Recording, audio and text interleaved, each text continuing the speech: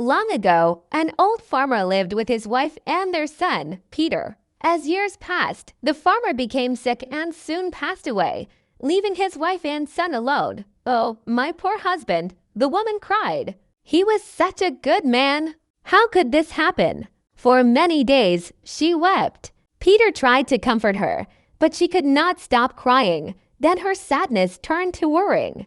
At night, she looked at the sky and whispered, "What are we going to do? How will we live?"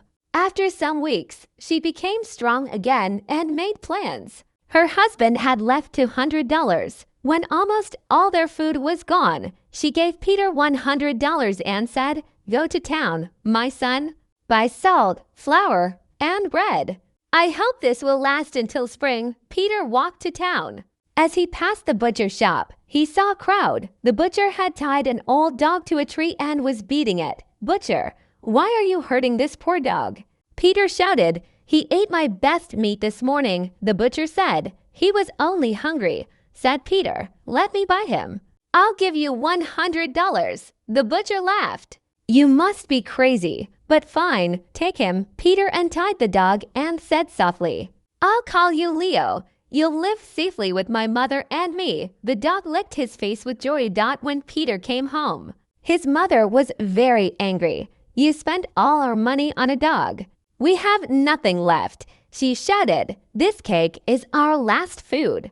"That's dinner tonight," Peter tried to explain. "Mother, this dog will bring us luck." But she would not listen. That night, he shared his small piece of cake with Leo. The next day, Peter's mother gave him the last $100. "Do not waste this. Buy food or we will starve," Peter promised and went to town. On the way, he saw a boy dragging a cat with a rope. "Stop!"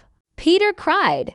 "Why are you hurting her?" "She stole my mother's cookie," said the boy. "I will throw her in the river. I will buy her," said Peter. "Here, take $100. The boy laughed, but agreed. Peter held the cat in his arms. "Your name will be Pika," he said. When Peter came home with the cat, his mother became furious. "You did it again. Get out of my house and take your animals with you." So Peter left home with Leo and Pika.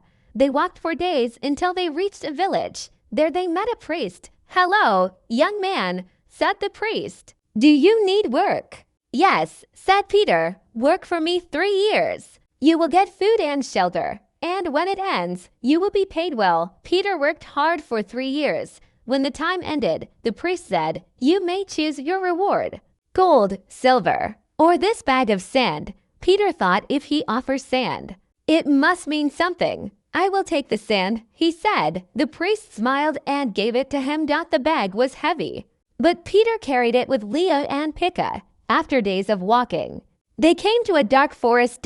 In the middle of it, a fire burned around a young woman tied to a tree. "Help me, please," she cried. "Save me, and I will bring you good luck forever." Peter ran and threw the bag of sand on the fire. The flames died out. "Thank you. You saved my life," she said. "I am the daughter of the king of elves. An evil king tried to destroy me."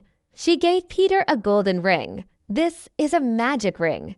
It can give you anything you wish, but never tell anyone its secret or you will suffer." Then she turned into a snake and disappeared into the forest. Peter looked at the ring. "We will never be poor again," he told Leo and Pika. He threw the ring from one hand to the other, and suddenly 10 young men appeared. "Oh, master, tell us what you want," they said. "Take us home to my mother," Peter said. They returned home. His mother wept with joy. "My son, can you forgive me?" "There's nothing to forgive," Peter said. "Our life will be happy now." Peter used the ring secretly to bring food, clothes, and comfort. They lived well for many months. Then he thought about marriage. "Mother," he said, "please go to the king and ask if I may marry his daughter." "Peter, that's impossible," she said. "The king will never agree." But Peter insisted. At the palace, the king laughed. "A farmer's son wants my daughter. Bring me rich gifts. Then we'll talk." Peter used the ring to make gold, jewels, and fine clothes. His mother brought them to the palace, and the king was amazed, but still unhappy. The governor said, "If this young man is truly wise, he must build a palace beside yours, a silver bridge with trees of gold and silver fruit, and a great church by morning. If not, he and his mother will die." When the king woke up the next morning, everything was there: the shining palace, the silver bridge, and the church. He had to agree to the marriage. The princess and Peter married, and for a time they lived happily. But the princess was proud and angry. "How did you do all this?" she asked sweetly again and again. Peter never told her. One night she gave him too much wine, and he told her about the ring. When he fell asleep, she took it and wished herself and the whole palace away to another kingdom. The next morning, Peter woke up alone. The king locked him in a tall tower with no food or water. Leo the dog came and saw what happened. He told Pika, "We must help him." They stole bread from the village and brought it to Peter every day. When a year passed, Leo said, "We must find the magic ring." They crossed mountains, rivers, and the sea. At last, they found the princess's palace. She still wore the ring. Only a mouse could reach her. So Leo and Pika went to the Mouse Kingdom and asked for help. The Mouse King sent a brave little mouse to steal the ring while the princess slept. The next morning, Leo and Pika had the ring. Pika carried it in her mouth and climbed onto Leo's back. They crossed the sea again and returned to Peter. Pika climbed the tower wall and threw the ring through the window.